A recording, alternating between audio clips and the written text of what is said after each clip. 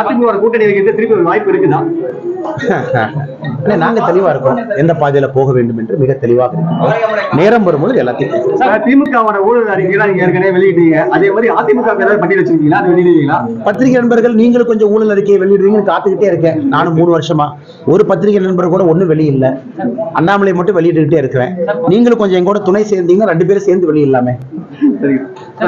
வீடு கட்டும் திட்டம் வந்து இப்போ கடந்த 1 வருஷமா செயல்படாமலே இருக்கு. அது திருப்பி இந்த முன்னாடி அறிவிக்கப்படும். குறிப்பா இல்ல செயல்பட்டுக்கிட்டு இருக்கு. குறிப்பா தமிழக அரசு வந்து முட்டுக்கட்டை போடுறாங்க. அதற்கு வந்து பிரதமருடைய குறிப்பாக இந்த ஆவாஸ் யோஜனா வீடு கட்டக்கூடிய திட்டத்திற்கு ஏகப்பட்ட முட்டுக்கட்டை போட்டிருக்காங்க. குறிப்பா பணம் வந்து அக்கௌண்ட்ல கிரெடிட் ஆகிறதுல இருந்து பல பிரச்சனைகள் இருக்கு.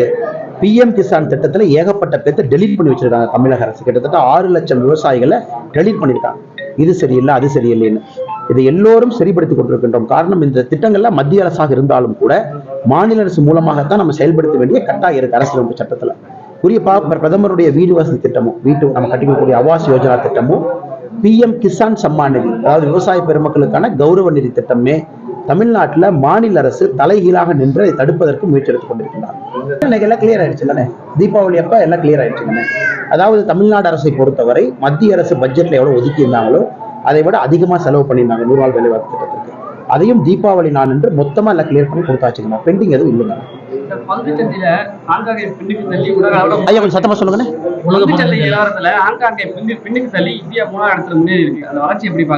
எக்கானமி என்ன 7% குரோ ஆயிட்டு இருக்கிறோம். 5வது பெரிய பொருளாதார நாடாக இருக்கின்றோம்.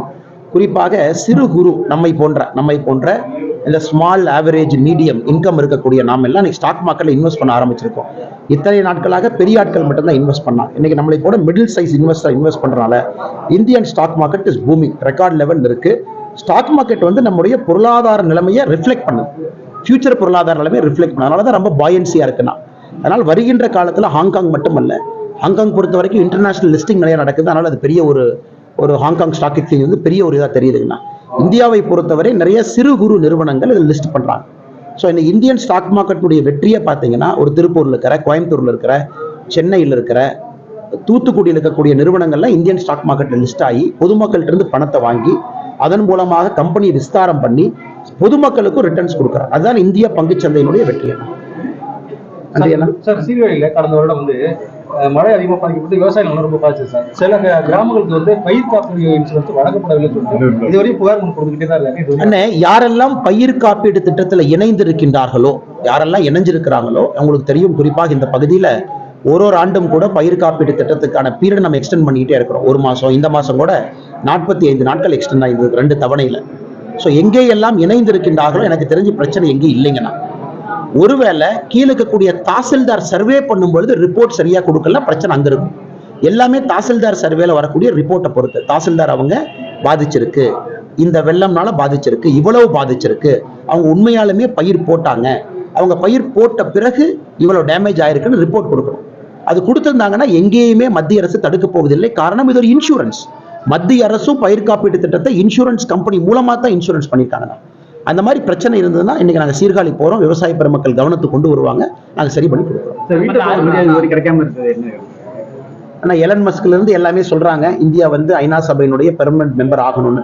நேற்று பாத்தீங்கன்னா டெஸ்லாவுடைய சிஇஓ சொல்ல ஆரம்பிச்சிருக்காங்க. உலகத்தினுடைய பெரிய நாடு மக்கள் தொகையில அதைத்தான் நம்முடைய அரசும் வலியுறுத்தி கொண்டிருக்கின்றோம். ஐநா சபையில குறிப்பா ரிஃபார்ம்ஸ் நடக்கணும்னு நம்ம பேசுறோம். நிச்சயமாக நடக்கும், அது எந்த மாற்று கருத்தும் இல்லை. நடக்கும் பொழுது மிக விரைவில் நடக்கும் பொழுது, ஏன்னா இன்னைக்கு வந்து UN is not reflecting the global reality.